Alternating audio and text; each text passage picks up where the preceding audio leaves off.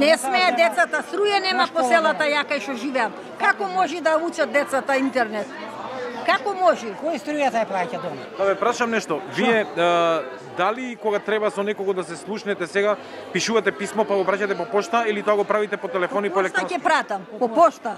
Ние не сме писмени за да... Ние сме А треба ли и децава така да Треба децата од учебниците се учи. Не, зборувам за информатичката технологија. Треба и децата по пошта да праќаат писма. Не, Не, Треба да ова се е знаат. ненормална работа. Ненормална. Ова што го Ама прави зошто? за Да ми учениците. објасните зошто е ненормално? За учениците не смеат дигитализација да учат. Чекај да ти кажам.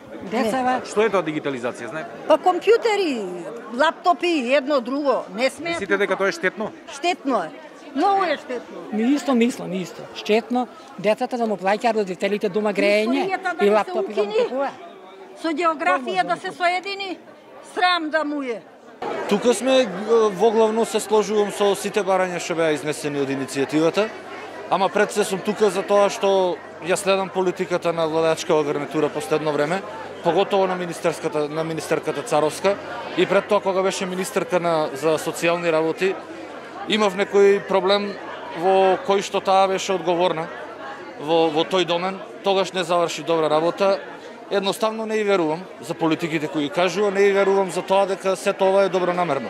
Мислам дека има поголема политичка позадина и сметам дека е крајно неодговорно децата да се користат за политички цели. Каква е таа поголема политичка позадина? Може да објасните малку? Па, мислам дека има поголема политичка позадина у смисол со менување на содржината на учебниците и со со поконкретно со родовата едукација. Мислам дека е посебно штетна за децата и е едноставно по лево ориентирана политика која е моментално популарна во западниот свет. И кога станува за родовата едукација, мислам дека е прашање само на притисок од западните земји да се воведе таква едукација, што е, како што гледам јас, крајно штетна за мали деца. Мислам дека воопшто не треба да се замараат со било какви сексуални едукации.